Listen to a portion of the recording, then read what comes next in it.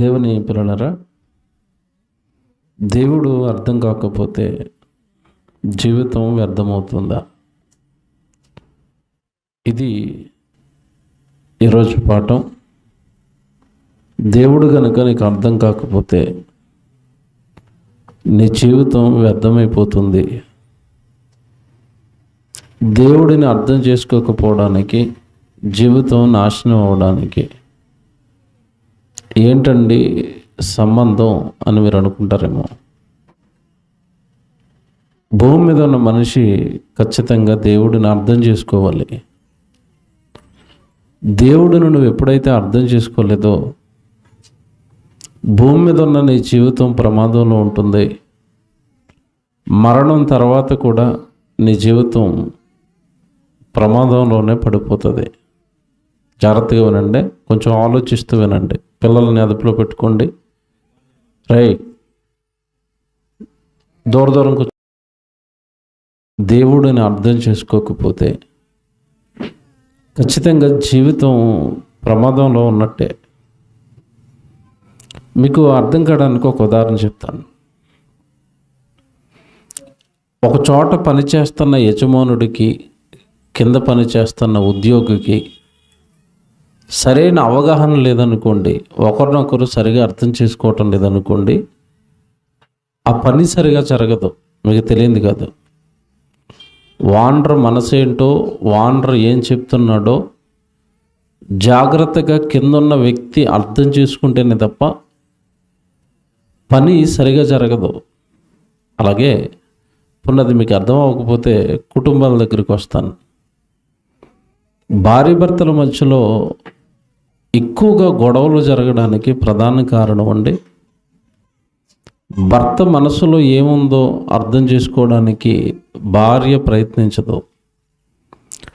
భార్య మనసులో ఏముందో తెలుసుకోవడానికి భర్త ప్రయత్నించడు.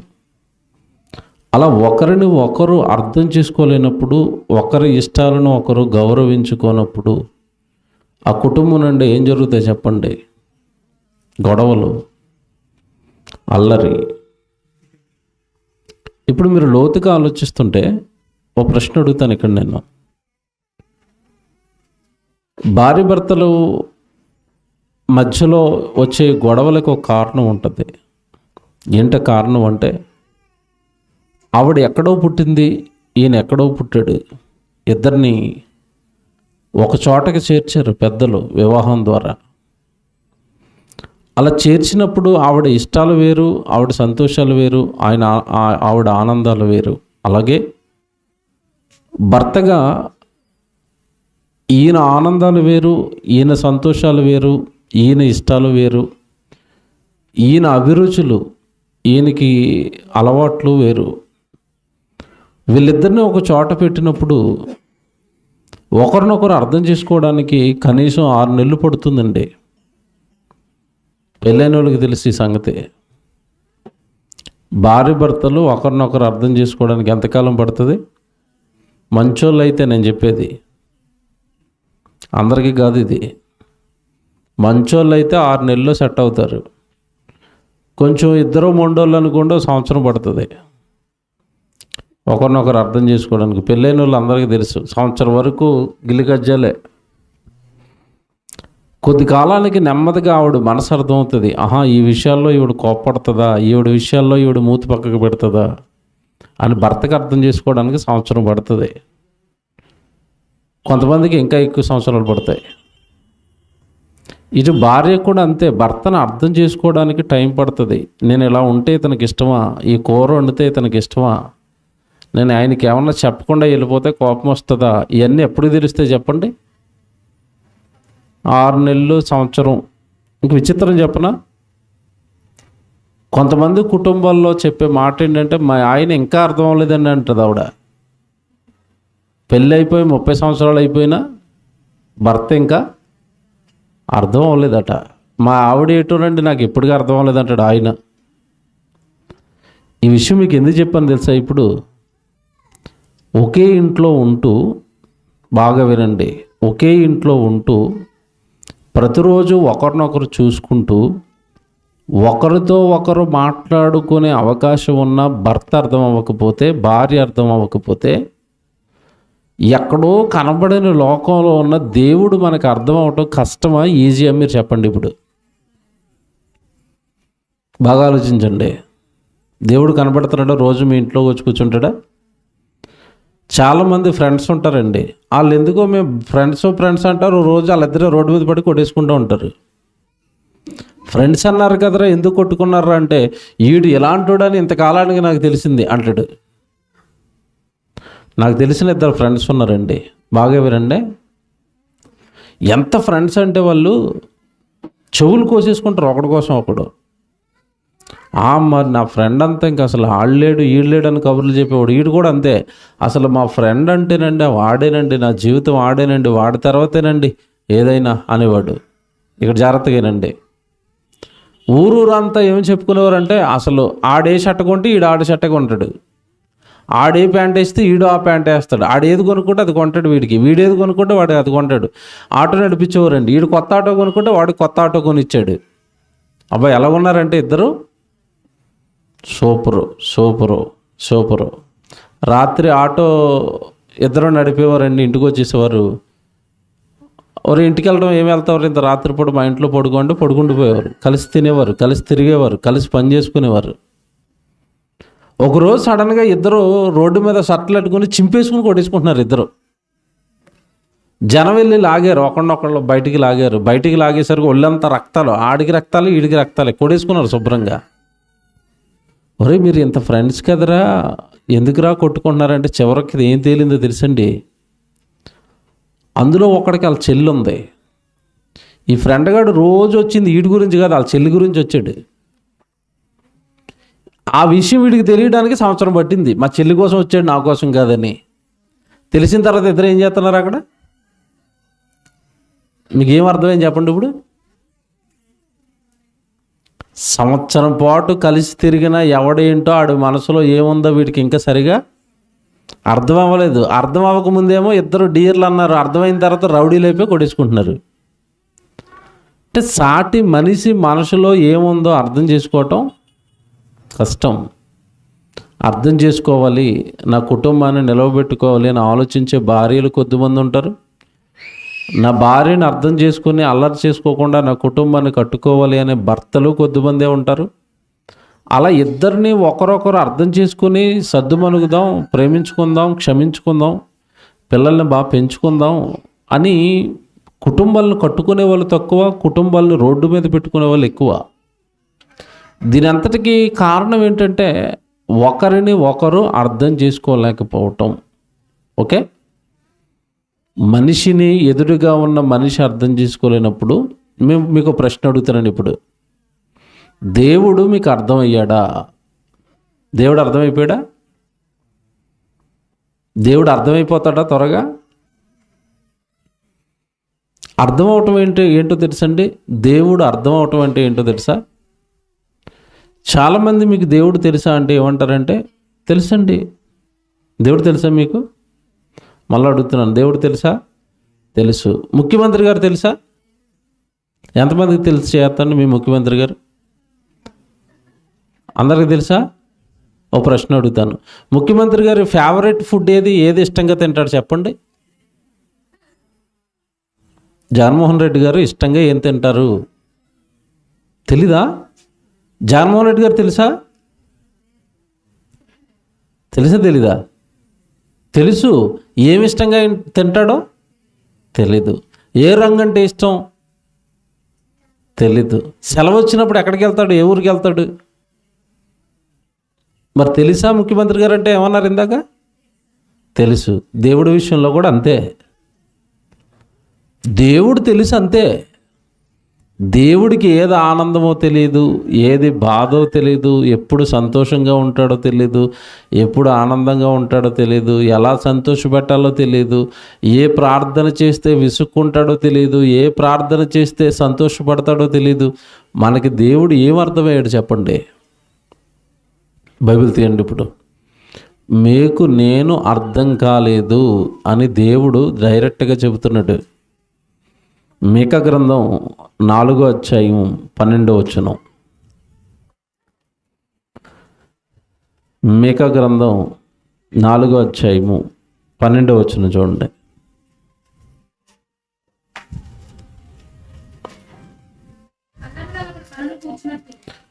కళ్ళములో ఒకడు పనలు కూర్చున్నట్లు యెహోవా వారిని సమకూర్చును. అయితే వారు ఆయన తలంపులు, ఎవరి తలంపులు? దేవుడు బట. ఇందాక మిమ్మల్ని అడిగింది అదే. ఇప్పుడు అర్థమయ్యాడు ఇప్పుడు మీకు దేవుడు. మళ్ళా చదువుతాను చూడండి 12వ వచనం. కళ్ళములో ఒకడు పనలు కూర్చున్నట్టు యెహోవా వారిని సమకూర్చును.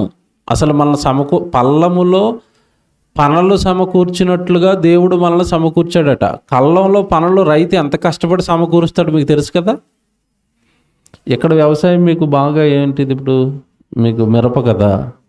మిరపకాయలు కళ్ళంలోకి రావాలంటే ఈజీగా వస్తాయా, కష్టమా? పొలం చేస్తున్న వాళ్ళకి తెలుస్తుంది. అది చాలా కష్టం మిరపకాయ రావాలంటే. అంటే పంటను సమకూర్చడం చాలా కష్టం.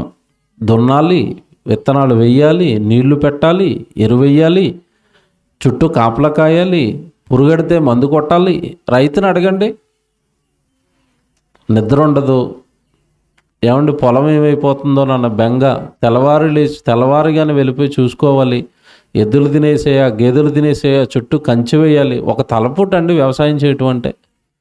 నేను మిమ్మల్ని అడుగుతున్నది ఏంటంటే, వ్యవసాయం చేయటం కష్టమైతే బాగా వినండి. నేను అడుగుతున్న ప్రశ్న, ఒక మొక్కను పుట్టించటం, మొక్కకు పంట రావటం, ఆ పంట కోయటం నీకు కష్టమైతే, భూమి మీద మనుషులను పుట్టించటం, పెంచటం, పెద్ద చేయటం దేవుడికి ఈజీయా, కష్టమా?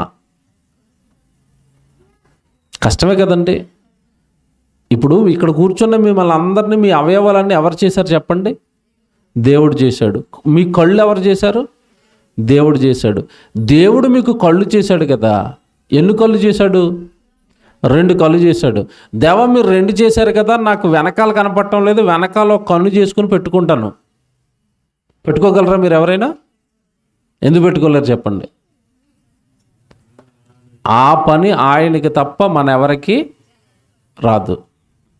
ఇంకా చెప్పన్న దేవుడు ఎంత కష్టపడుతున్నాడో. ఈరోజు భూమి మీద అండి 800 కోట్ల మంది ప్రజలు ఉన్నారండి. ఎంతమంది? ఈ 800 కోట్ల మందిలో 1 కోటి మంది గర్భంతో ఉన్నారనుకుందాం. అంటే గర్భవతులై పిల్లల్ని కనడానికి రెడీగా ఎంతమంది ఉన్నారు? 1 కోటి మంది ఉన్నారు. ఈ 1 కోటి మంది తల్లులు గర్భంతో ఉంటే 1 కోటి మందికి బిడ్డల్ని ఎంతమందిని తయారు చేయాలి? పొట్టలో 1 కోటి మందిని తయారు చేయాలి. 1 కోటి మందిని తయారు చేయాలి అంటే బాగా వినండి, ఒక్కొక్కడికి ఎన్ని కళ్ళు చేయాలి? కళ్ళు 2 కళ్ళు. 2 కళ్ళు అంటే ఈ 1 కోటి మందికి కళ్ళు ఎన్ని చేయాలి? ఇప్పుడు దేవుడు 2 కోట్లు కళ్ళు చేయాలి. పళ్ళు ఎన్ని చేయాలి? ఒక్కొక్కడికి 32 ఇంటూ 1 కోటి. లెక్క ఏంటి ఇప్పుడు? పోనీ గుండ్లు ఎన్ని చేయాలి? 1 కోటి గుండ్లు చేయాలి. వేళ్ళు ఎన్ని చేయాలి? 1 కోటి ఇంటూ 20. అంతే కదా. ఒక్కొక్కడికి ఎన్ని వేళ్ళు? ఇప్పుడు దేవుడికి మనుషులు చేయటం కష్టమా, ఈజీగా నాకు చెప్పండి? చాలా కష్టం. మిమ్మల్ని చేయడానికి కూడా తల్లి గర్భంలో కష్టపడ్డాడు దేవుడు. కష్టపడ్డాడండి దేవుడు. 300 రోజులు 270 రోజులు అంటే 9 నెలలు 10 నెలలు మీ తల్లి గర్భంలో ఆయన తనులాడితే నువ్వు పుట్టావు. నేను కట్టడానికి చాలా కష్టపడ్డాడు. పోనీ నిన్ను తల్లి గర్భంలో కట్టి వదిలేశాడంటే భూమి మీదకి వచ్చిన వెంటనే నీకోసం ఇంత పెద్ద విశ్వాన్ని కట్టాడు. ఈ విశ్వంలో ఉన్న రంగులు, రుచులు, ఆహార పదార్థాలు, శబ్దాలు, సెలయేర్లు ఇవన్నీ ఎవరి కోసం చెప్పండి? మన కోసమే కష్టపడ్డాడు. వచ్చిన తర్వాత నిన్ను పెంచడానికి ఇదిగో ఈ అనంత విశ్వాన్ని కొనకకుండా, నిద్రపోకుండా నడిపిస్తున్నాడు. దేవుడు నిద్రపోతే ఏం జరుగుతుందండి? రాత్రి నేను హైదరాబాద్లో బస్సు ఎక్కాను, మేమందరం పడుకున్నాం. ఒక ఆయన పడుకోడు. ఎవరు? డ్రైవర్. ఆయన పడుకుంటే మీటింగ్ రాము మేము. అంతే కదా. హాస్పిటల్కి వెళ్ళిపోతాం, లేదా ఫోటోకి దండడిపోద్ది. అందరూ పడుకోవచ్చు కానీ డ్రైవర్ పడుకోకూడదు. ఈ సృష్టిలో ఉన్న వాళ్ళు అందరూ పడుకోవచ్చు. సృష్టిని కలిగించి నడిపిస్తున్న ఆయనకి ఏమి లేదు. నిన్ను కాపాడువాడు కొనకడు, ఆయన కునిగితే బస్సు యాక్సిడెంట్ అయినట్టు ఈ భూమిని ఇంకో పక్కన ఉన్న బుధుడు రెండు కలిపి గుద్దేసుకుంటే నీ బిల్డింగులు కూలిపోతాయి, నీ పొలం కూలిపోద్ది, మొత్తం శ్మశానం అయిపోద్ది. అందుకే సృష్టిని నడిపిస్తున్న దేవుడికి ఏమి లేదు చెప్పండి, నిద్ర లేదు. అందుకే మాట ప్రయోగించాడు అక్కడ 12వ వచనం. ఇప్పుడు అర్థమవుతుంది మీకు, చదవండి. 12వ వచనంలో అంటున్నాడు, ఒక రైతు కష్టం మీకు చెబితే అర్థమవుతుందేమోనని. రైతు కష్టం, కళ్ళములో ఒకడు పనులు కూర్చున్నట్టు యెహోవా వారిని సమకూర్చాడు. యెహోవా కూడా అంతే కష్టపడ్డాడు మిమ్మల్ని పుట్టించడానికి, పెంచడానికి. అయితే వెంటనే ఏమన్నాడు, కూర్చున్నట్టు యెహోవా వారిని సమకూర్చును. అయితే వారు ఆయన తలంపులు తెలుసుకొనకున్నారు. పుట్టించిన దేవుడి తలంపులు అంటే దేవుడు ఆలోచనలు, దేవుడి ఉద్దేశాలు తెలుసుకోలేదట, దేవుడిని అర్థం చేసుకోలేదట, ఆయన గురించి పెద్దగా పట్టించుకోలేదట. దేవుడి ఉద్దేశాలతో నాకు సంబంధం లేదు. గుడికొచ్చి నేను ఏమడుగుతాను, నా ఉద్దేశాలన్నీ ఆయన మీద రుద్దుతాను, నాకు కావలసినవన్నీ ఆయన అడుగుతాను. నన్ను ఎందుకు పుట్టించారు దేవా, నన్ను ఏం చేయమంటారని అడగను. దేవుడి దగ్గరికి నేను ఎందుకు వస్తాను? మనకు కావలసినవి అడగడానికి, అంతేనా? దేవుడి దగ్గరికి మనం ఎందుకు వస్తాం? మనకు కావలసినవి అడగడానికి, మన సంతోషాలు అడగడానికి, మన సుఖాల కోసం, మన అవసరతల కోసం, మన ఆరోగ్యాల కోసం, మన ఆర్థిక ఇబ్బందుల కోసం, మన పిల్లల చదువు కోసం, మన ఇల్లు కోసం, మన పొలం కోసం, అన్నీ మన కోసం అడగడానికే వచ్చాం. మనల్ని పుట్టించిన దేవుడికి మన మీద ఏమి ప్రణాళికలు ఉండవా? మన మీద ఏమి ఇష్టాలు ఉండవా? నేను మిమ్మల్ని అడుగుతాను ప్రశ్న. మీరు పిల్లల్ని కన్నారు కదా, మీ పిల్లలు ఇలా ఉండాలని మీ పిల్లల మీద మీకు ఏమి ఉద్దేశాలు లేవా? కనీసి వదిలేసారా? పోనీ మీకు ఒకటి అడుగుతాను, మీ పిల్లోడు మీకు ఇష్టమైనవి చేయకుండా ఎప్పుడు వాడికి ఇష్టమైనవి అడగడానికి మీ దగ్గరకు వస్తున్నాడు. ఒరే కొంచెం క్యారేజ్ పట్టుకెళ్ళి మీ నాన్నకెవరా అన్నారు. మీరు క్యారేజ్ పట్టుకెళ్ళి ఎవరికేమన్నారు? మీ నాన్నకెవరంటే అది నీ ఇష్టం, నీ పని, అది నాకెందుకు చెప్తున్నావు, నేను ఆడుకోవాలి అన్నాడు. ఇష్టమా మీ కొడుకంటే? మీకు ఒంట్లో పోగొక, బాగా వినండి, మీరు ఒంట్లో పోగొక మంచం మీద పడుకుని ఒరే నాకు ఆరోగ్యం పోగలేదురా, కొంచెం పాలు పోగెడతారా అన్నాడు. అప్పుడు పిల్లోడు ఏమంటున్నాడు తెలుసా? అది నీ పని, నా పని కాదు, నాకెందుకు చెప్తున్నావు, నేను ఇప్పుడు ఎక్కడికో వెళ్ళి ఆడుకోవాలి అంటున్నాడు. ఇష్టమాడంటే మీకు ఎందుకు ఇష్టం అవ్వట్లేదు? ఇటు మీకు నాకు చెప్పాలి. తల్లి అనారోగ్యంతో ఉన్న అర్థం చేసుకోవటం లేదు, తల్లి ఇరుకులు అర్థం చేసుకోవటం లేదు, తల్లి ఇబ్బందులు అర్థం చేసుకోడు. అప్పుడు ఆ కొడుకు మీద తల్లికి ఇష్టమా, ఈయన అనవసరంగా కన్నాను అనుకుంటాడా? ఇది మీకు అర్థమైంది బాగా. మీ కొడుకు మీకు ఇష్టమైనవి చేయాలి, మీ కూతురు మీకు ఇష్టమైనవి చేయాలి, నీ భార్య నీకు ఇష్టమైనట్టుగా ఉండాలి, నీ భర్త నీకు ఇష్టమైనట్టుగా ఉండాలి. నువ్వు దేవుడికి ఇష్టంగా ఉన్నావా? దేవుడికి ఇష్టమైనవి చేస్తావా? దేవుడికి అనుకూలంగా ఉంటావా? ఉండను, నాకు బాధలు వస్తే మాత్రం ఎవరు కావాలి? మళ్ళా దేవుడు కావాలి. దేవుడు అర్థమయ్యాడా? ఈడంటున్నాడు పాలు ప్యాకెట్ తేనమ్మా అన్నాడు. నాన్న క్యారేజ్ పట్టుకెళ్ళను, కొంచెం ఒంట్లో పోగలేదు, నీళ్లు పట్టను, నువ్వు చెప్పినవి ఏమి చేయను. తెల్లవారు వచ్చి అంటున్నాడు, అమ్మ సినిమాకి వెళ్తాను, 100 రూపాయలు ఇయ్యి అన్నాడు. మీరేం చేస్తారు చెప్పండి? బెల్ట తీసుకుని నడ్డి మీద వేసి తోసేరు ఇంట్లోంచి బయటికి. మీ పిల్లోడు మీకు ఇష్టమైనవి చేయకపోతే, మిమ్మల్ని అర్థం చేసుకోకపోతే మీకు కోపమా? మీరు దేవుణ్ణి దేవా మీకు ఏమి ఇష్టమని అడగరా? గుడికి వచ్చి ఎప్పుడు మీకు ఇష్టమైనవి ఆయనకి చెప్తారా? మిమ్మల్ని దేవుడు దీవించాలా? మీ ప్రార్థన వినాలా? మీకు ఇష్టమైనవి ఇవ్వాలా? దేవుడు ఇస్తాడా? ఇవ్వడా? ఇప్పుడు చెప్పిన ప్రసంగాన్ని బట్టి మీకు ఇష్టమైనవి దేవుడు ఇస్తాడా? ఇవ్వడా? చెప్పండి. ఇవ్వడం. అందుకే మనం ఏం చేస్తామంటే ఈయనకి రికమెండేషన్ చేస్తాం.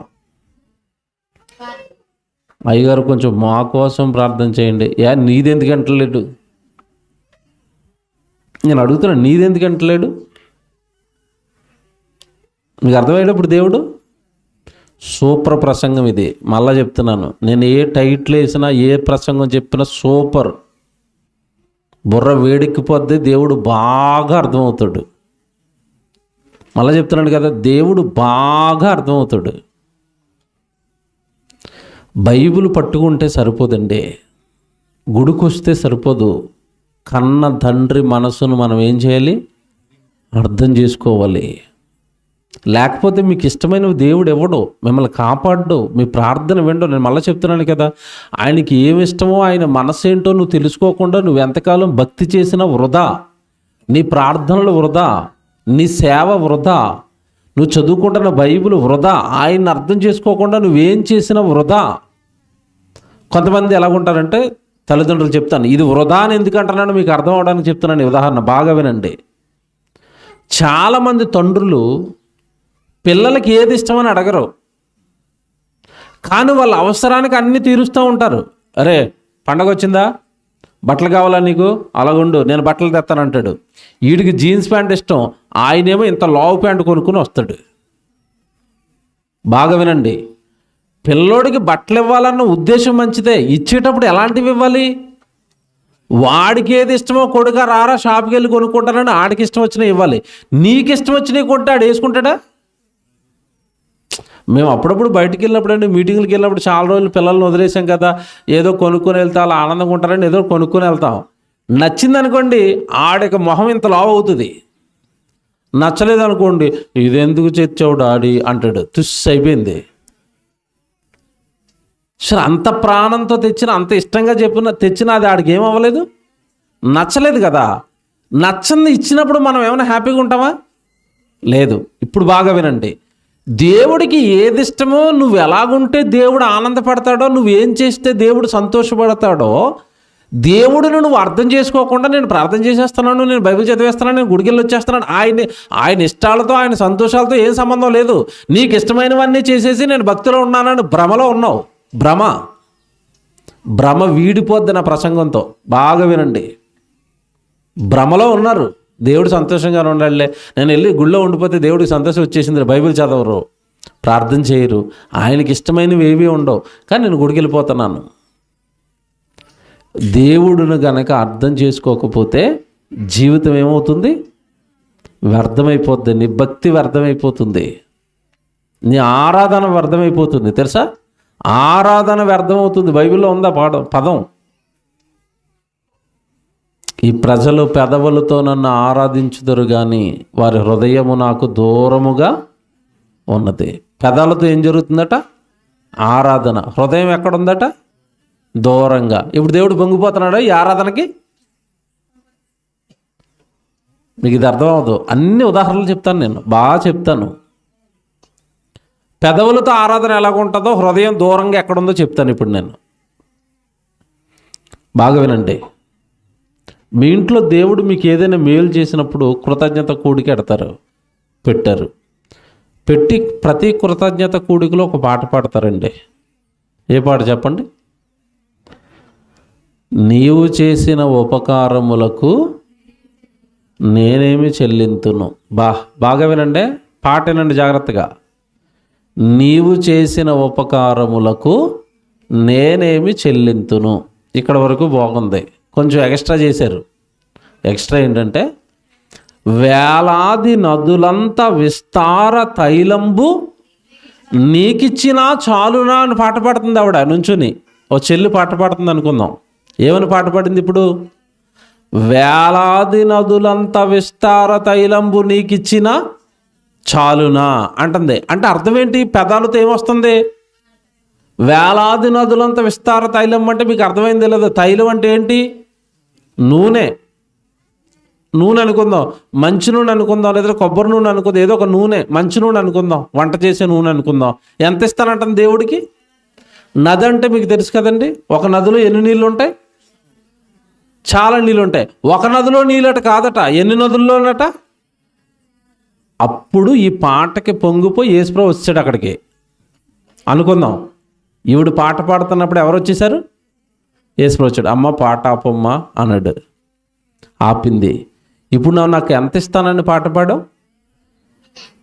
వేలాది నదులంతా విస్తార తైలం ఇస్తానన్నావు కదా, అంతొద్దు.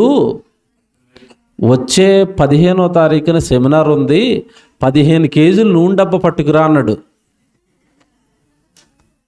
తెస్తదా? తేదు. పాట ఏం పాడింది? ఇది పెదవులతో ఆరాధన, హృదయపూర్వకమైన ఆరాధన? నాకు చెప్పండి. ఇప్పుడు దీనికి పొంగిపోతాడా తండ్రి? దీనికి ఆనందపడిపోతాడా దేవుడు? ఇలాంటి సుత్తు మాటలు చెప్పి మనుషులను పొంగింపజేయచ్చు. ఇలాంటి సుత్తుపాటలు పాడితే మనుషులు పొంగిపోతారు. అమ్మాయి దగ్గరికి వెళ్ళి యవనస్తులు ఏం చేస్తారంటే, నువ్వంటే నాకు చాలా ఇష్టం అమ్మ, నువ్వు లేకపోతే బతకలేనమ్మా అని రోజపు పట్టుకెళ్తాడు. అంతే. ఆ పిల్ల మొహం ఎలా ఉంటుందంటే, అసలు ఎంత లావైపోయి నా ప్రేమికుడు వచ్చేసాడు. ఇప్పుడు ఈ పిల్ల మోసపోద్ది, దేవుడు మోసపోతాడు ఏంటి ఇలాంటి మాటలకే? మీకు అర్థమవుతున్నాడు? దేవుడు పెదవులతో నన్ను ఆరాధిస్తున్నారు, కానీ హృదయం, ఇది ఆరాధన? నాకు చెప్పండి, ఇది ఆరాధన? ఇది భక్తా? మీకు అర్థమయ్యాడు దేవుడు ఇప్పుడు?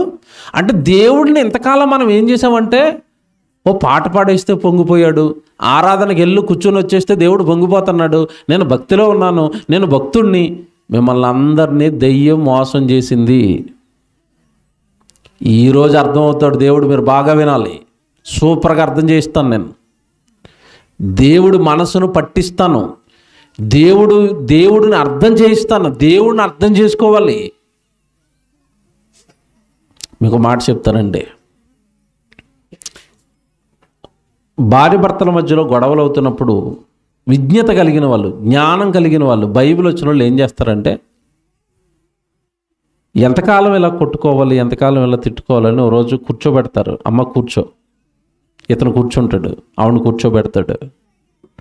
అసలు నీ ప్రాబ్లం ఏంటి, నాతో నీ ఇబ్బంది ఏంటి, నావి నీకేం నచ్చటం లేదు, నీవి నాకేం నచ్చటం లేదు. ఓపెన్గా మన ఇద్దరం మాట్లాడేసుకుని నాలో నీకు నచ్చనం ఉంటే నేను వదిలేస్తాను, నీలో నాకు నచ్చనం ఉంటే నువ్వు వదిలేసాయి, ఇద్దరం కలిసిపోదాం, ఒకరినొకరు అర్థం చేసుకుందాం. చూసారా? ఒకరి మనసు ఒకరికి చెప్పుకోగానే, ఒకరి కష్టం ఒకరు చెప్పుకోగానే, ఒకరి ఇబ్బందులు ఒకరు చెప్పుకోగానే మధ్యలో ఉన్న విభేదాలన్నీ పోతాయా? పోతాయి. ఇప్పుడు దేవుడు అర్థం అవ్వాలి అంటే, దేవుడు అలా నీకు ఎదురుకుండా వచ్చి కూర్చుని చెప్తాడా? వాక్యంలో ఉంటాయి, అన్నీ వాక్యంలో ఉంటాయి. ఇప్పుడు దేవుడు నీకు అర్థం అవ్వాలి అంటే ఇప్పుడు దేన్ని అర్థం చేసుకోవాలి? వాక్యాన్ని అర్థం చేసుకుంటే దేవుడు అర్థమవుతాడు. అందుకే కదా బైబిల్ రాయించాడు. ఇప్పుడు మేక 4:12 చదవండి జాగ్రత్తగా. మేక 4:12 చదివారు కదా, ఇప్పుడు జాగ్రత్తగా చదవండి. ఏమంటున్నాడు? కళ్ళములో ఒకడు పనులు కూర్చున్నట్లు యెహోవాని సమకూర్చును, అయితే వారు ఆయన తలంపులు. అంటే ఇక్కడ ఏం చెప్తున్నాడు? నాకు కొన్ని తలంపులు ఉన్నాయి, నాకు కొన్ని ఇష్టాలు ఉన్నాయి, నాకు కొన్ని ఉద్దేశాలు ఉన్నాయి. నా దగ్గరకు వస్తున్నావు కానీ నువ్వు అవి తెలుసుకోలేదు. నాకు ఆరాధన చేస్తున్నావు కానీ నువ్వు అవి తెలుసుకోలేదు. నా బైబిల్ కొనుక్కున్నావు కానీ నువ్వు అవి తెలుసుకోలేదు. నా బాప్తిసం తీసుకున్నావు కానీ నువ్వు అవి తెలుసుకోలేదు. నా తలంపులు తెలుసుకోలేదు, నా ఉద్దేశాలు తెలుసుకోలేదు, నా ఇష్టాలతో నీకు సంబంధం లేదు. ఏమండి, ఇది ఎంత ఇబ్బందిగా ఉంటుందంటే, దేవుడికి భర్తకి బెండకాయ కూర అంటే ఇష్టం ఉండదు, కావలసి కూరుండి రోజు బెండకాయ పులుసు ఎడుతుంది అనుకోండి, ఎలాగుంటుంది ఆయనకి? ఎలాగుంటుంది? చూస్తాడు. ఒకరోజు ఏమంటారు దాన్ని, ఆ కూర గిన్నెట్టుకెళ్ళి మొఖాన్ని వేస్తాడు. ఇక ఏటి నాకు ఇష్టం లేదని చెప్పిన అదే పెడతావు ఏంటి అంటే, ఇతని ఇష్టాన్ని తెలుసుకుని వంట వండాలి. ఇప్పుడు నువ్వు దేవుడి ఇష్టాన్ని తెలుసుకుని కదా నువ్వు భక్తి చేయాలి. నీ ఇష్ట ప్రకారం భక్తి చేసి ఆయన ఆనందంగా ఉన్నాడు. ఇంటి పైన స్టార్ ఎట్టేసి దేవుడు పొంగిపోతున్నాడు. నీ స్టార్కి పొంగిపోతున్నాడు ఎక్కడ చెప్పాడు బైబిల్లో? ఆ స్టార్ ఎందుకు ఎట్టావు? ఇంట్లో క్రిస్మస్ చెట్టు ఎట్టుకుంటే నాకు ఆనందం అని బైబిల్ ఎక్కడ చెప్పాడు? చెట్టు ఎక్కడుంది అసలు? క్రిస్మస్ చెట్టు ఎక్కడుంది బైబిల్లో? చెట్టు ఎందుకు ఎట్టావు? క్రిస్మస్ తాత ఎక్కడి నుంచి వచ్చాడు? ఇవన్నీ నీ ఇష్టాలా దేవుడి ఇష్టాలా? బాగా చెప్పండి, నీ ఇష్టాలా దేవుడి ఇష్టాలా? ఇవన్నీ చేసి నువ్వేమంటున్నావు? మేము ఈ సంవత్సరం చాలా గ్రాండ్గా క్రిస్మస్ చేసాం. ఇది ఎలాగుంటుందంటే బెండకాయ కూరలాగే ఉంటుంది. ఏమి దేవుడు చెప్పలేదు బైబిల్లో. ఈ చేసేసి నువ్వేమంటున్నావు? పండగ చేశాను దేవుడికి. అర్థమవుతున్నాడా లేదు దేవుడు? మీకు అర్థమవుతున్నాడా? కొంచెం బాగా వినండి. అర్థమవుతున్నాడు దేవుడు అంటే ఆయనకి ఏమి ఇష్టమో తెలుసుకోకుండా నీకిష్టమైనవన్నీ చేసి నేను దేవుడికి భక్తి చేస్తున్నాను అంటున్నావు నువ్వు. మళ్ళీ చెప్తున్నాను, మళ్ళీ రిపీట్గా పట్టుకోవాలి మీరు దేవుణ్ణి. ఆయన ఉద్దేశాలు తెలుసుకోకుండా, ఆయన ఇష్టాలు తెలుసుకోకుండా నీ ఇష్టమైనవన్నీ భక్తి పేరట చేసి నేను దేవుడికి భక్తిలో ఉన్నానని నీవుగా మోసపోతున్నావు. ఇంకోటి చెప్తాను ఉదాహరణ మీకు అర్థం అవడానికి. ఇంకొక ఉదాహరణ చెప్తాను, జాగ్రత్తగా వినండి, నా వైపు చూడండి. చాలామంది ప్రార్థనలు చేస్తారండి. ప్రార్థన చేసుకోవటం తప్పు కాదు, ప్రార్థన చేయడం తప్పు కాదు. కానీ ప్రార్థనలు ఎలా చేస్తారు అంటే, నేను ఓ చోట వాక్యం చెప్పడానికి వెళ్ళానండి. వాక్యం చెప్పడానికి వెళ్తే ఒకరింట్లో నాకు ఆతిథ్యం ఇచ్చారు. వాళ్ళ ఇంట్లో ఉన్నాను. వాళ్ళ ఇంట్లో ఉండి టిఫిన్ చేశాను. టిఫిన్ చేసి వాళ్ళ గేటు ముందు నుంచుని ఉన్నాను. కాస్త అలా 2 అడుగులు వేస్తున్నాను, టిఫిన్ చేశాను కదా అని. ఈలోపు ఇంటి ఆయన కూడా అక్కడే ఉన్నాడు, నాతో మాట్లాడుతున్నాడు. ఈలోపు రోడ్డు మీద ఒక ఆయన అలాగే వెళ్తున్నాడు అండి, తెల్ల బట్టలు వేసుకుని. ఆయన ఊరికి సేవకుడట, పాస్టర్ గారట. ఈయన నన్ను ఇంట్లో పెట్టుకున్న ఆయన చూసి, అయ్యగారు వందనాలు అంటే వందనాలు అన్నాడు. అయ్యా సాయంత్రం సభ ఉందా రండి అంటే నవ్వుతున్నాడు. ఎక్కడికి రమ్మంటే నవ్వుతున్నాడు? సభకు రండి అంటే నవ్వుతున్నాడు. ఇలా నవ్వి నేను పక్కనే ఉన్నాను కదండి, ఈయనండి వాక్యం చెప్పడానికి వచ్చింది అన్నాడు. నన్ను చూసాడు ఇలాగా, ఇలా చూసి ఇంకో నవ్వాడు. నాకు అర్థం అవ్వట్లేదు, ఈయన సభకు రమ్మంటే ఏదో రానో వస్తానని ఏదో చెప్పాలి, కానీ ఏం చేస్తున్నాడు? నవ్వుతున్నాడు. నేను పలకరించకపోతే బాగోదని నేను అయ్యగారు వందనాలు అండి అన్నాను. వందనాలు బాబు, నీ వయసు ఎంత అన్నాడు. నాకు 37, అప్పుడు 36 అండి, పోయిన సంవత్సరం 36 సంవత్సరాలు అండి అన్నాను. ఒకసారి గేట్లోంచి బయటికి రా అన్నాడు. ఆ గేట్లోంచి బయటికి వెళ్ళాను. తెల్ల ప్యాంట్ ఇలా పైకి లేపాడండి.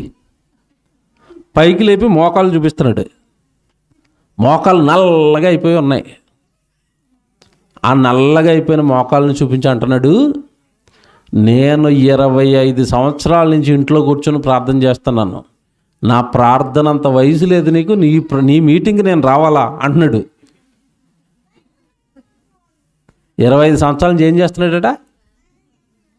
ఇంట్లో కూర్చుని మోకాలు ప్రార్థన చేస్తున్నాడట, ఎక్కడికి వెళ్ళడట. అంటే ఇప్పుడు ఆ ఇంట్లో కూర్చుని అంటే బోధలో ఉండాలి. ముందు నువ్వు ఏ బోధలో ఉండాలి? అపోస్తుల బోధ. రెండోది ఏంటి? సహవాసంలో సంఘంగా కూడుకొని రొట్టె ద్రాక్షరసం 10 వారం తీసుకోవాలి. మూడోది ఏంటి? రొట్టె విరవాలి. నాలుగవది ఏంటి? ప్రార్థన. ఎక్కడుంది చెప్పండి లిస్టులో? చివరి ఉంది. దాన్ని ఫస్ట్ పట్టుకొచ్చి 3 వదిలేశాడు. నేను ప్రార్థన చేస్తున్నాను భక్తుడిని అంటున్నాడు. డాక్టర్ గారు హాస్పిటల్కి వెళ్ళినప్పుడు 4 టాబ్లెట్లు రాశారు. 3 చేదుగా ఉన్నాయి, 1 తీయగా ఉంది. తీయగా ఉంది కదా రోజు అదే వేస్తున్నాడు. చేదుగా ఉన్నాయి పక్కగాడేసాడు. రోగం తగ్గుతుందా? ఇప్పుడు నీవు దేవుడు 4 చేయమన్నప్పుడు నువ్వు 1 చేసి భక్తుడు అంటే దేవుడు భక్తుడు అంటాడా? ఇది ఎందుకు చెప్తున్నాను తెలుసండి, నేను ఈ మాటలు ఎందుకు చెప్తున్నాను తెలుసా? బైబిల్ ప్రకారం దేవుడి ఇష్టాలు ఏంటో తెలుసుకోకుండా మనిషి తనకి నచ్చినవి తనకిష్టమైనవి చేస్తూ దేవుడికి ఇష్టమేలే నేను భక్తుడిలే అని దేవుడిని అర్థం చేసుకోకుండా, దేవుడిని మనసు అర్థం చేసుకోకుండా మిగిలిపోయాడు. ఇప్పుడు అర్థమైంది నేను చెప్పినవన్నీ? కనుక దేవుడిని అర్థం చేసుకోవటం చాలా కష్టం.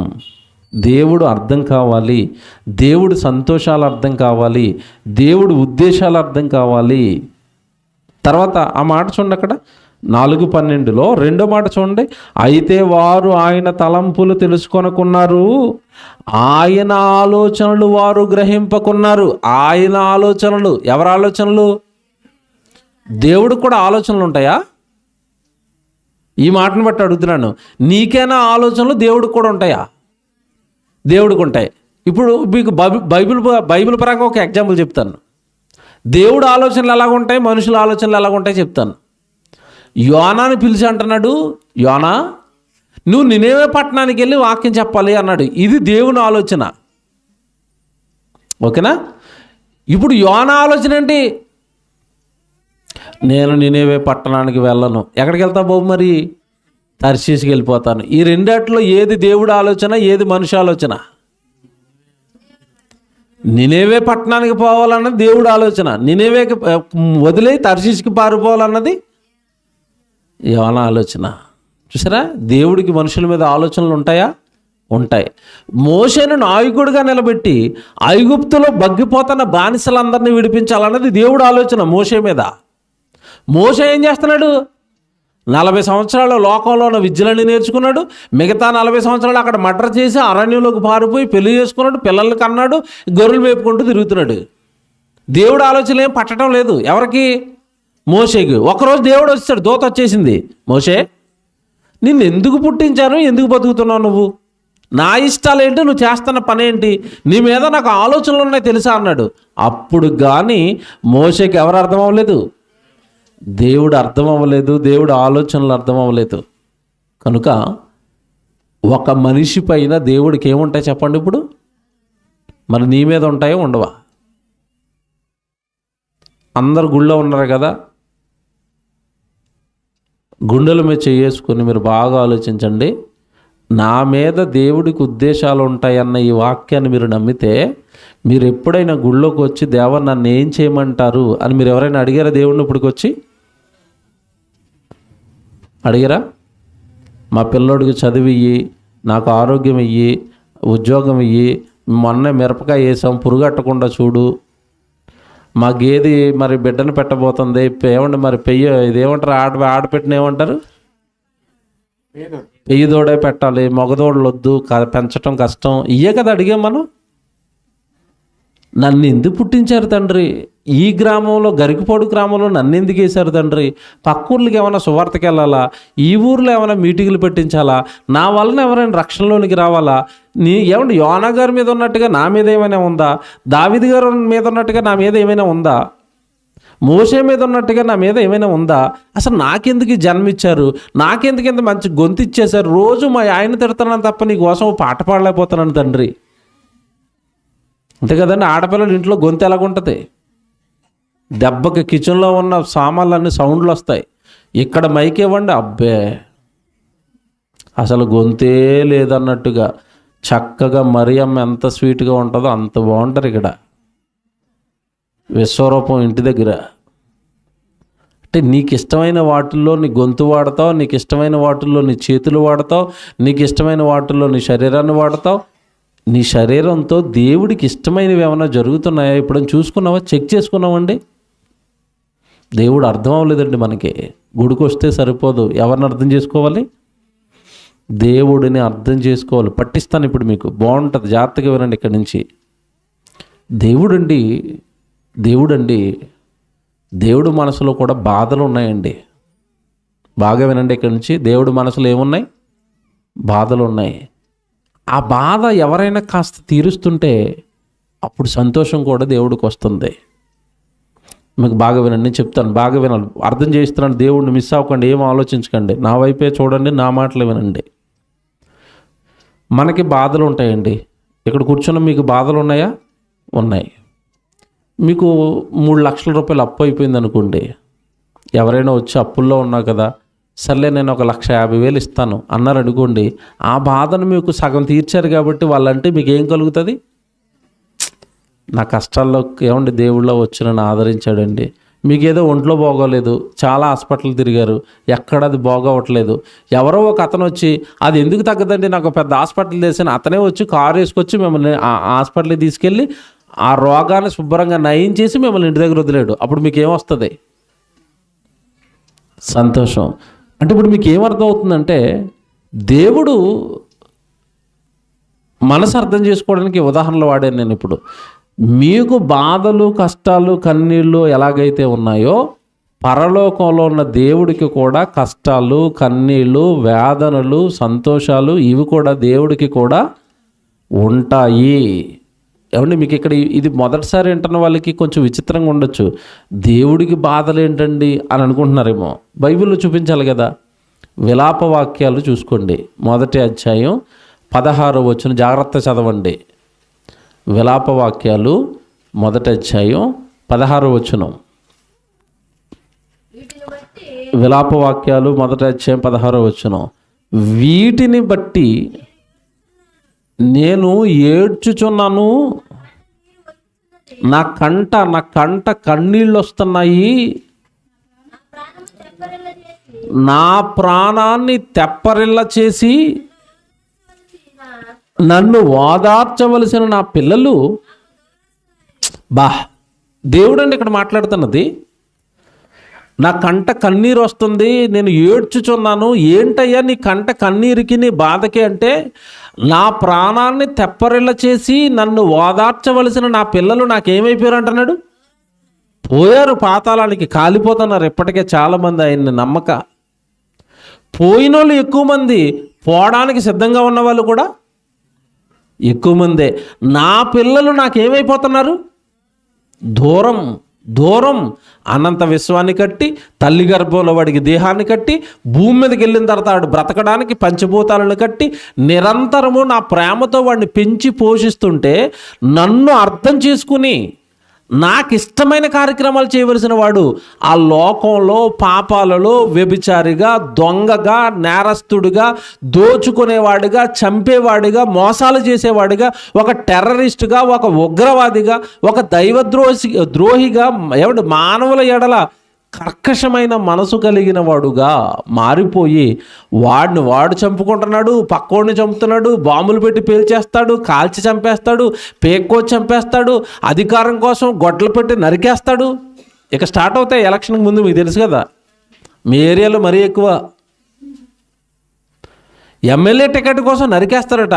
పంచాయతీలో నాకు తెలిసి మొన్న వచ్చినప్పుడు అన్న చెప్తున్నాడు, అన్న చెప్పారు, పంచాయతీ జస్ట్ ప్రెసిడెంట్ పదవులు కూడా ఏం చేసుకుంటున్నారట, ఒకళ్ళు నరికేస్తావా? ఒరే, నరికి చంపుతున్న దేహం నువ్వు కట్టగలవా? ఒకడిని చంపగలం కానీ చచ్చిపోయిన ఒకడిని మనం బ్రతికించగలమండి? బ్రతికించలేనప్పుడు చంపే హక్కు ఉందా? పుట్టించలేనప్పుడు చంపే హక్కు ఉందా? అంటే దేవుడు పుట్టిస్తుంటే దేవుడు పుట్టించిన మనిషిని మనిషి ఏం చేస్తున్నాడు? చంపేస్తున్నాడు, నరికేస్తున్నాడు. ఈ దుష్ట సమాజాన్ని చూసి, ఈ దుష్టులను చూసి దేవుడికి ఏం పుట్టిందట? ఇప్పుడు అర్థమైంది వాక్యం. నా కంట కన్నీరు ఒలుకుచున్నది, రక్తపు టేర్లై లోకంలో రక్తం పారుతుంటే కన్న తండ్రి కళ్ళలో నుంచి ఏం కారుతుంది చెప్పండి? కన్నీరు కారుతుంది, ఏడుపు వస్తుంది. ఏంటయ్యా మీ కన్నీళ్ళకి ఏడుపుకి కారణం అంటే అంటున్నాడు, నా ప్రాణాన్ని తెప్పరిల్ల చేసి నన్ను ఓదార్చవలసిన వాళ్ళు నాకేమైపోయారు? దూరస్తులైపోయి నరుక్కుంటున్నారు, చంపుకుంటున్నారు. వ్యభిచారాలు, భర్త ఉండగా మరొక పురుషుడితో పోవటం, భార్య ఉండగా మరొక స్త్రీతో పోవటం, భయంకరమైన వ్యభిచారాలు, నేరాలు, వీటిని చూడలేకపోతున్నాను. ఇలాంటి పిల్లలనా కన్నాను? ఇలాంటి సమాజమా నా సమాజం అని దేవుడి కంటే ఏమొస్తుంది? కన్నీరు. ఆ కింద మాటలు చూడండి, ఎంత ఏడుపు వస్తాయండి ఆ కింద మాటలు. నా కంట కన్నీరు ఒలుకుచున్నది, నా ప్రాణమును తెప్పరిల్ల చేసి నన్ను ఓదార్చవలసిన వాళ్ళు నాకు దూరస్తులయ్యారు, శత్రువులు ప్రబలిపోయారు, దెయ్యం ప్రబలింది, దెయ్యం రాజ్యం ప్రబలింది, శత్రువులు ఎక్కువైపోయారు, నా పిల్లలు తక్కువైపోయారు. శత్రువులు ఎక్కువ, నా కోసం బ్రతికే నా భక్తులు తక్కువ. అర్థమవుతుందా మీకు ఇప్పుడు దేవుడు ఎందుకు బాధపడుతున్నాడో? శత్రువులు ఎక్కువైపోయారు. ఎవరికి? దేవుడికి. ఇప్పుడు దేవుడు నమ్మునోళ్ళు ఎక్కువ, నమ్మనోళ్ళు ఎక్కువ చెప్పండి? నమ్మనోళ్ళే ఎక్కువ. ఈరోజు పరిస్థితి ఎలా ఉందంటే, దేవుడు ప్రార్థనలు పెడుతుంటే ఆపేస్తున్నారు, దేవుడు కరపత్రికలు పంచుతుంటే మా ఊరికి రావద్దా యేసుప్రభుని సువార్త చెయ్యొద్దు అంటున్నారు. శత్రువులు ఏమైపోయారు? ఎక్కువయ్యారు. శత్రువులు ప్రబలిపోయారు. తర్వాత మాట చూడండి అక్కడ, శత్రువులు ప్రబలిపోయారు, నా పిల్లలు నాశనమైపోయారు. ఇదండి దేవుడు బాధ. మీకు అర్థమయ్యాడు దేవుడు ఇప్పుడు?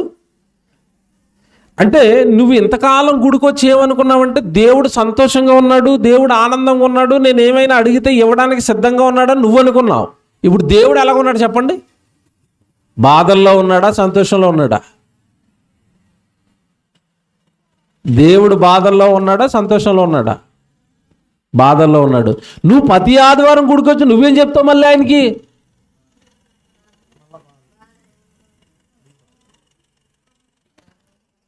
బాగేనండి, ఇప్పుడు నేను చెప్తున్నది బాగేనండి.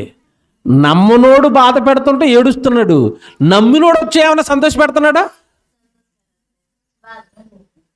బాబోయ్, నాకు ఈ పాఠం రాసినప్పుడు అండి నాకే ఏడుపు వచ్చిందండి. ఏడ్చాను నేను. దేవుడు సరిగా అర్థం కాకపోతే అండి దేవుడిని ఏడిపిస్తాడండి మనిషి. నమ్మనివాడు పాపాలు చేసి ఏడిపిస్తున్నాడు, నమ్మినవాడు వచ్చి సుఖాల కోసం ఏడిపిస్తున్నాడు. దేవుడు అర్థమయ్యాడా నీకు నాకు?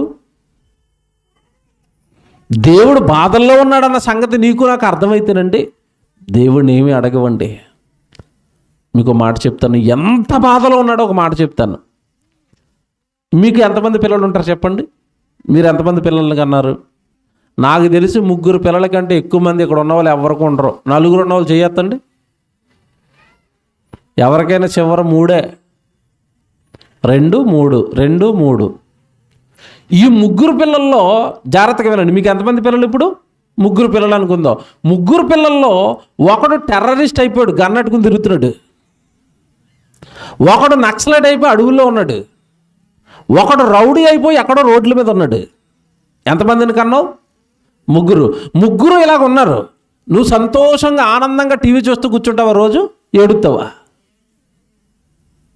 ఎవడెప్పుడు చచ్చిపోతారో తెలీదు, నక్సలైట్ని ఎప్పుడు కాల్చేస్తారో తెలీదు, ఈ రౌడీని ఎప్పుడు జైలు వేసేస్తారో తెలీదు. నీ పిల్లలు చచ్చిపోతారని నీకు తెలిసినప్పుడు నువ్వు ఎలాగుంటావు? ఏడుస్తావు. ఈ మారని త్రాగుబోతులు, తిరుగుబోతులు, దేవుడు నమ్మని వాళ్ళు అందరూ ఖచ్చితంగా చచ్చిపోయిన వాళ్ళు ఎక్కడికి వెళ్ళిపోతారు? నరకానికి వెళ్ళిపోతారు.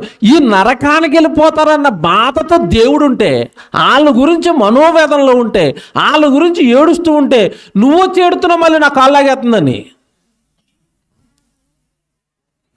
ఏమన్నా ఏ కన్న పిల్లల వల్ల అయినా ఇప్పుడు దేవుడికి ఆనందం దక్కిందా నాకు చెప్పండి? దక్కిందా? అటు వాళ్ళ వల్ల అది ఆనందం దక్కక, నమ్మిన నీ వల్ల ఆనందం దక్కక, ఇక దేవుడు ఎవరికి అర్థమయ్యాడు నాకు చెప్పండి? ఇప్పుడు ఎవరికి అర్థమయ్యాడు? అందుకే చెప్పాను, వాక్యం బాగా అర్థం చేసుకుంటే ఎవరు అర్థమవుతారు? దేవుడు అర్థమవుతాడు. ఇప్పుడు నేను చదివించిన ఈ వచనాన్ని బట్టి దేవుడు సంతోషంగా ఉన్నాడా, బాధల్లో ఉన్నాడా? నీ పిల్లలు 3 నాశనం అయితే నీకు ఏడుపు అయితే, ఈరోజు నాశనం అయిపోయిన పిల్లలు దేవుడికి ఎంతమంది చెప్పండి? 3, 4? కోట్ల మంది నాశనం అయితే, కోట్ల మంది పాపులుంటే, కోట్ల మంది వ్యభిచారులుంటే, కోట్ల మంది నరహంతకులుంటే, వీళ్ళను చూసి దేవుడి గుండె సంతోషంగా ఉందా, బాధగా ఉందా? ఇంత బాధగా ఉన్న దేవుడిని నువ్వు బాధ పెట్టొచ్చా? ఇంత బాధల్లో ఉన్న దేవుడికి నువ్వేమి ఇవ్వాలి చెప్పండి? నిజంగా నీకు ఆయన అర్థమైతే నువ్వేమి ఇవ్వాలి చెప్పండి? ఏమి ఇవ్వాలనుకోవాలి? నా ప్రాణమును తెప్పరిల్ల చేసి, అదే చదివించాను ఇందాక, నా ప్రాణమును తెప్పరిల్ల చేసి నన్ను ఓదార్చవలసిన వారు. నన్ను ఓదార్చాలి. డాడీ మీకు ఎందుకు డాడీ? గరికపాడు గ్రామం సంగతి నేను చూసుకుంటాను డాడీ అనాలి. గరికపాడంతా స్వార్థ చేసేస్తాను డాడీ, గరికపాడంతా మీ గురించి చెప్పేస్తాను డాడీ. ఇంకో ఊరు నుంచి వచ్చిన వాళ్ళు ఎవరో ఉంటారు కదా ఇక్కడ, మీరు పక్కన ఏ ఊరు ఉంది చెప్పండి? ఏముందండి? ప్రవీణ్పోడా? పమిడిపోడట. పమిడిపోడు సంగతి నేను చూసుకుంటాను డాడీ. పమిడిపోడు అంతా మీటింగ్లు పెట్టేస్తుంది డాడీ, పమిడిపోడు అంతా నీ గురించి చెప్పేస్తుంది డాడీ. ఆ ఊరు నాది డాడీ, ఈ ఊరు నాది డాడీ అని ఇక్కడ కూర్చున్న విశ్వాసులందరూ ఒక్కొక్క ఊరు నాది డాడీ, ఆ ఊర్లో ఉన్న వాళ్ళందరికీ నీ కోసం చెప్తాను డాడీ అంటే దేవుడు ఓదార్పు పొందుతాడా, పొందడా?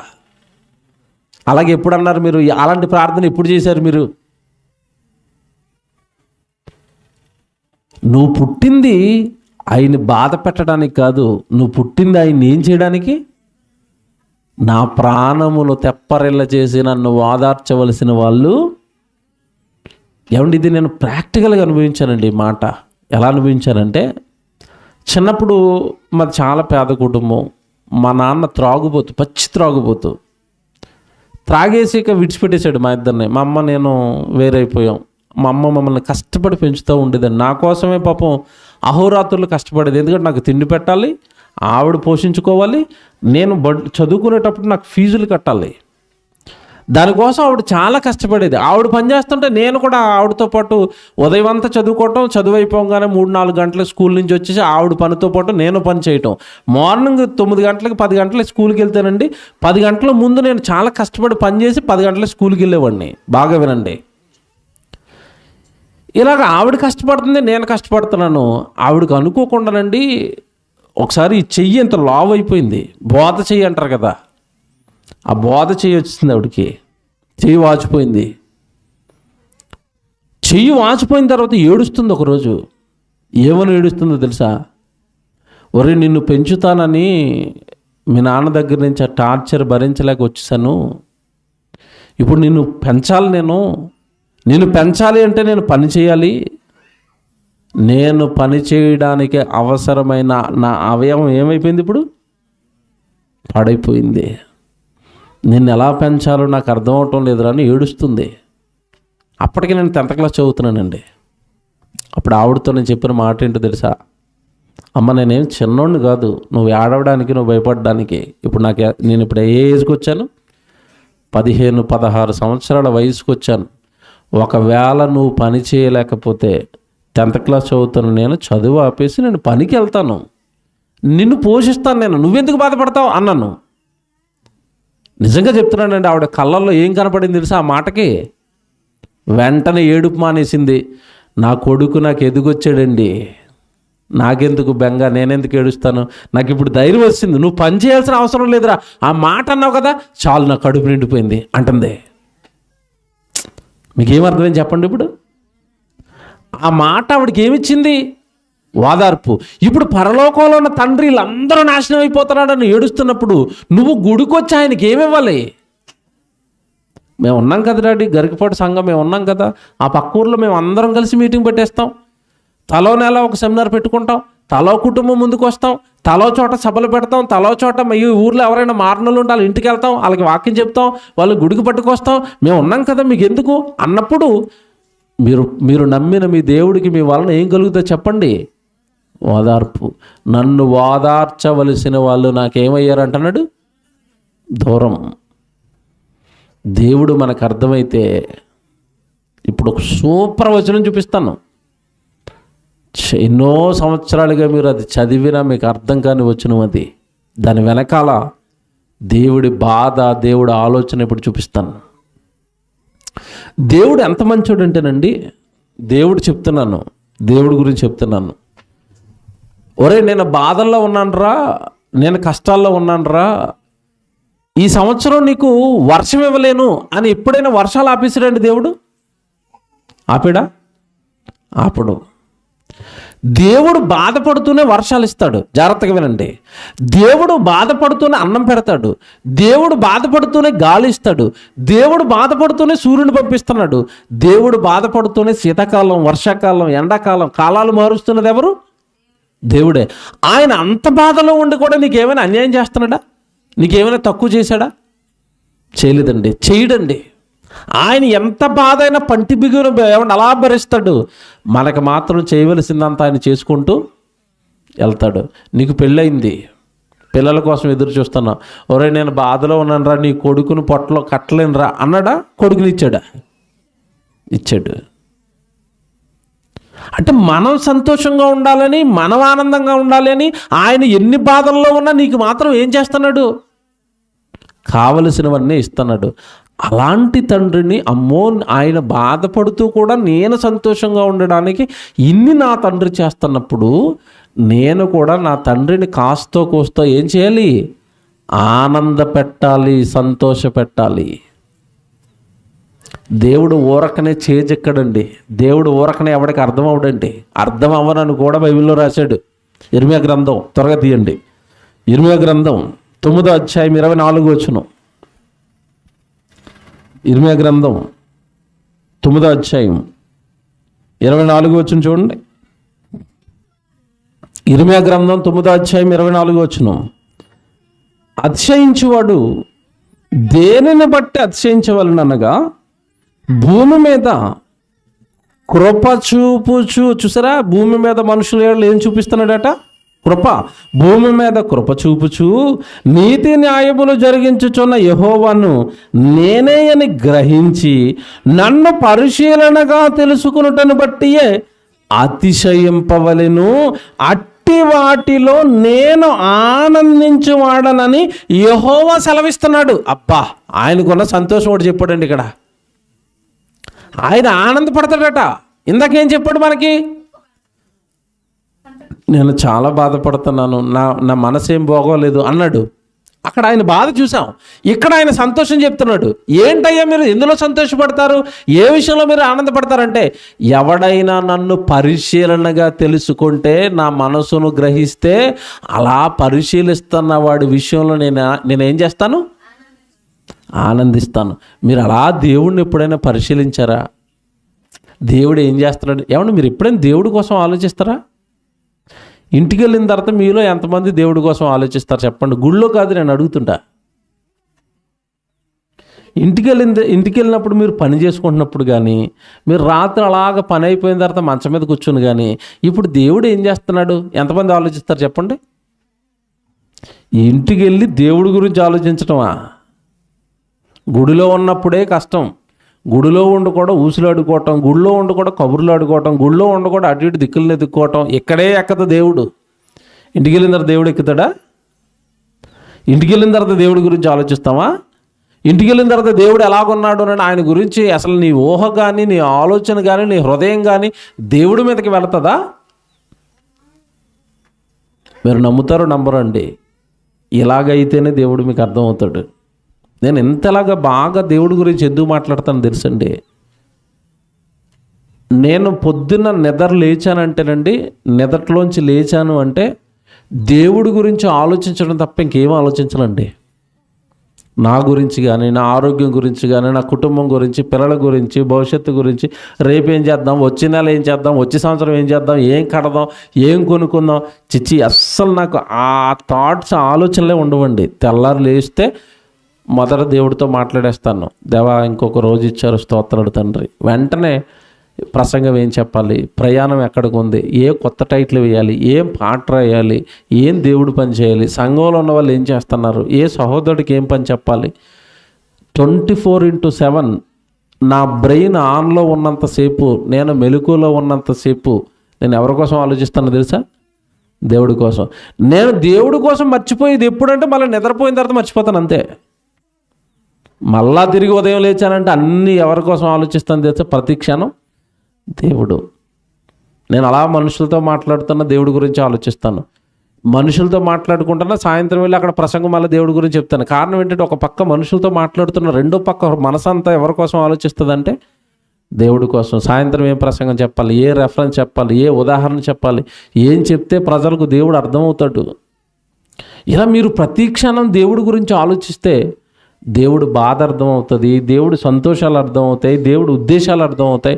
ఏదో గుడిలో ఉన్నప్పుడు మొక్కుబడిగా కాసేపు ప్రసంగం వెళ్ళేసి బయటికి వెళ్ళిపోతానంటే మీ జీవితకాలం ఇలా చేసిన మీకు దేవుడు అర్థం కాడు. ఇక్కడ అందుకే చెప్తున్నాడు, నన్ను పరిశీలనగా ఎవరైతే తెలుసుకుంటారో ఆ విషయాల్లో నాకేం కలుగుతుంది అన్నాడు?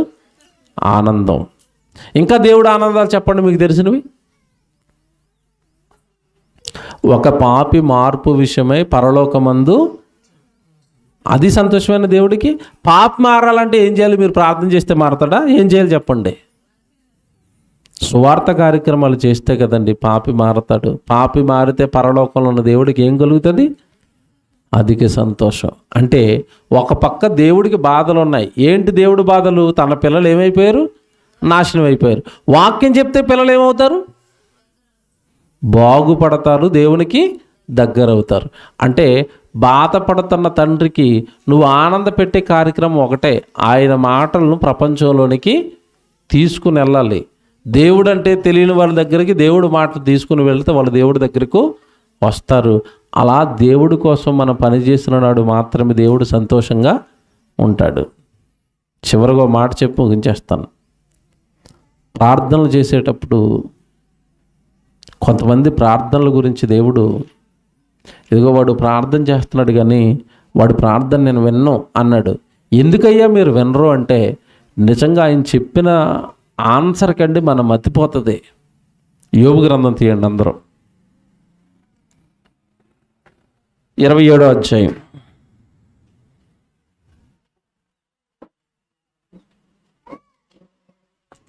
యోబు గ్రంథం 27వ అధ్యాయం 8వ వచనం.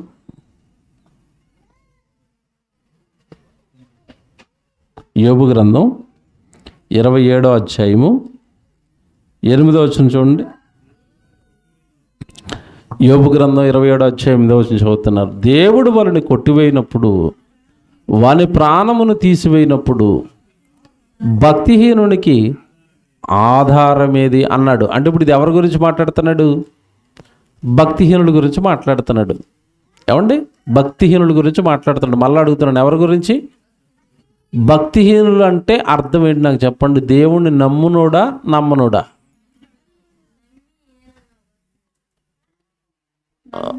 నమ్మినోడా నమ్మనోడా? ఒక ఆన్సర్ చెప్పండి. నమ్మినవాడేనా? వెరీ గుడ్ ఆన్సర్ ఇది. భక్తిహీనుడు అంటే నమ్మనోడు కదండి, నమ్మి సరైన భక్తి లేనోడు. మీకు బాగా అర్థం అవ్వాలంటే డిసెంబర్ 25కి పండగ చేసేవాడు మళ్ళా డిసెంబర్ 25 వరకు కనపడ్డు. ఈయన భక్తుడా భక్తిహీనుడా? ఇంకా కొంచెం లోపలికి వెళ్ళా మీ దగ్గరకు వచ్చేది ఇది, మీరు బాధపడినంటే. ఆదివారం గుడికి మాత్రం వచ్చేవాడు ఎవరు చెప్పండి? భక్తుడా భక్తిహీనుడేనా? సోమవారం కనపడ్డు, మంగళవారం కనపడ్డు, బుధవారం కనపడ్డు, గురువారం కనపడ్డు, ఎక్కడ బైబిల్ తరగతి ఉన్న కనపడ్డు, ఎక్కడ సువార్త ఉన్న కనపడ్డు, ఎక్కడ ఎవరికైనా వాక్యం చెప్దామంటే కనపడ్డు, మందిరంలో కనపడ్డు. మళ్ళీ ఆదివారం మాత్రం తెల్లబట్టలు వేసుకుని గుడికి వచ్చేస్తాడు. చెప్పండి ఎవరు? భక్తి అంటే ఏమన్నాడు తెలుసండి పౌలు గారు? నా మట్టుకైతే బ్రతుకుట క్రీస్తే, నా మట్టుకైతే బ్రతుకుట క్రీస్తే. నేను బ్రతికితే ఎవరి కోసం బ్రతుకుతాను? క్రీస్తు కోసం. ఇప్పుడు మంద చెప్పనా? నా మట్టుకైతే ఆదివారం క్రీస్తే, సోమవారం పొలం, బుధవారం మార్కెట్టు, గురువారం పెళ్ళి, శుక్రవారం మా అక్కోళ్ళ ఇంటికి, శనివారం బంధువుల ఇంటికి, ఆదివారం మళ్ళీ ఎవరింటికి? ఇదేంటది ఇది? ఒక్కసారి మనసు పెట్టి ఆలోచించండి. నువ్వు అనుభవిస్తున్న ప్రతి క్షణం ఎవరు పెట్టిన భిక్ష తెలుసండి? దేవుడు. నువ్వు బ్రతికున్నావంటే ఎవరు బ్రతికించారో తెలుసా? దేవుడు. ఇంకా చెప్పనా?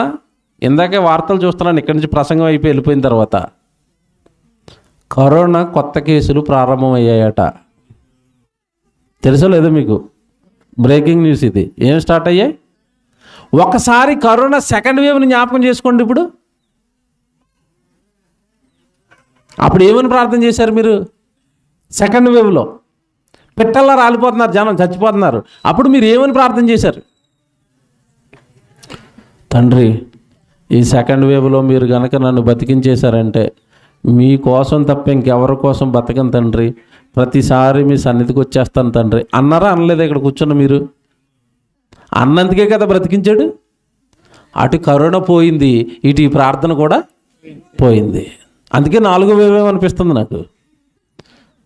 ఒక్కసారి మళ్ళా బిగిస్తే ఉంటుందండి. నేనే ప్రార్థన చేశాను సభలో మొన్న.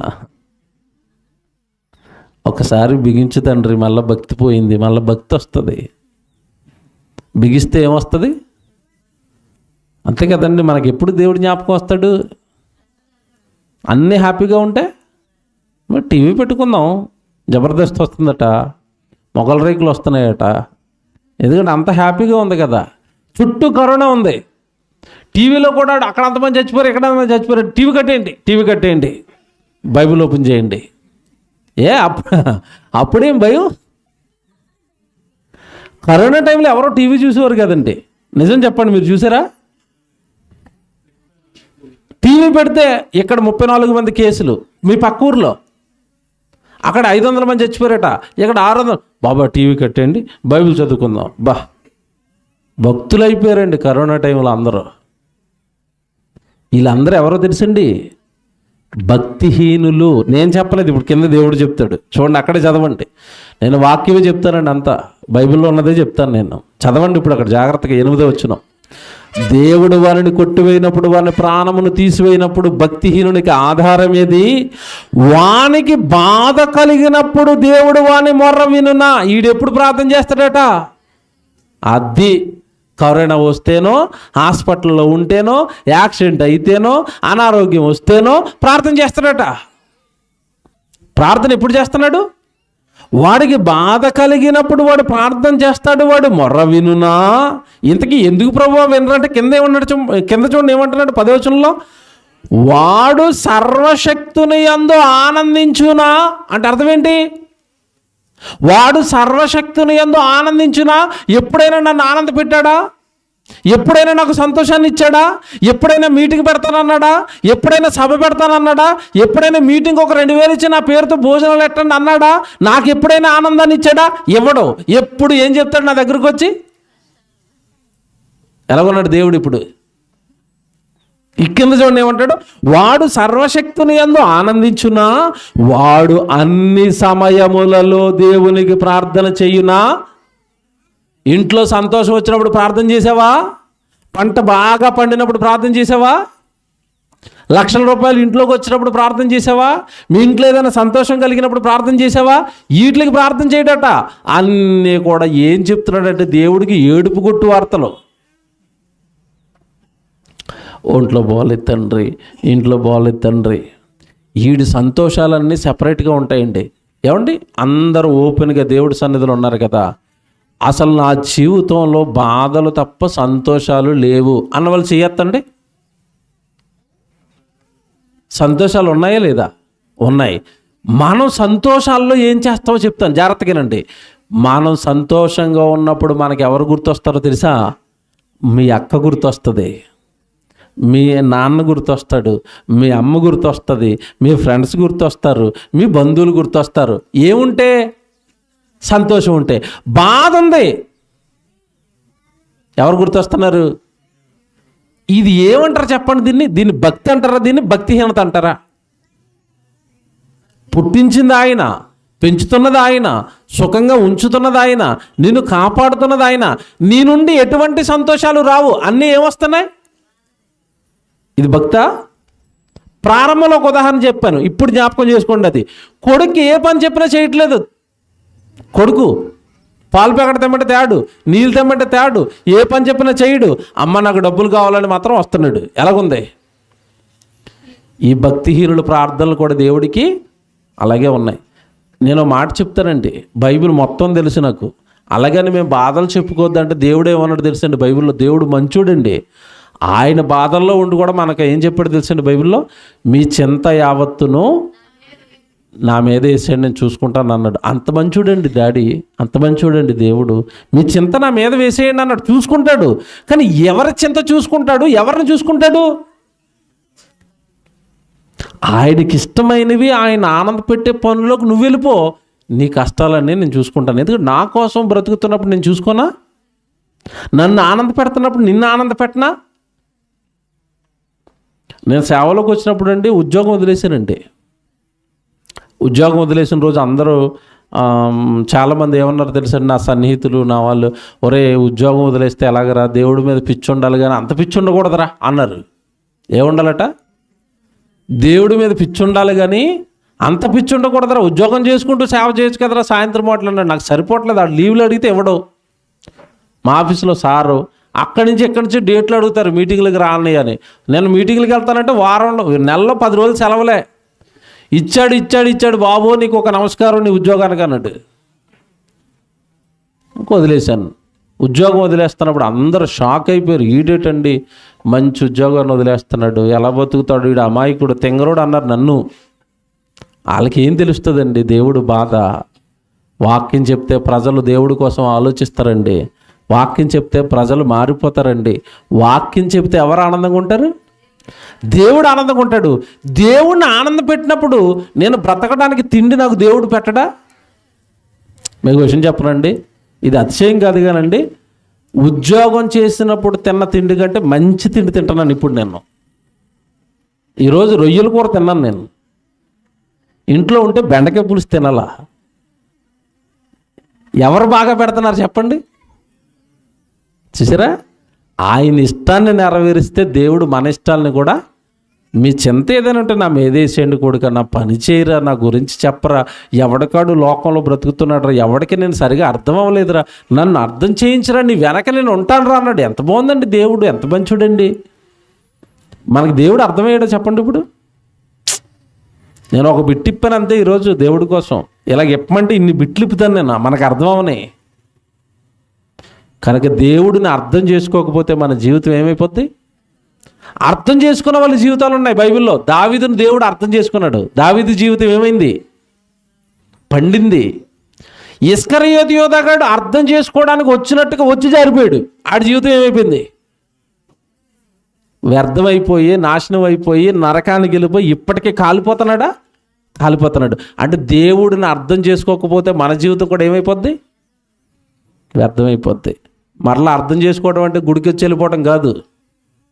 వాక్యంలోకి వెళ్ళి వాక్యం వెనకాల ఉన్న ఆయన మనసు ఏంటో నువ్వు తెలుసుకోవాలి. ఓకేనా?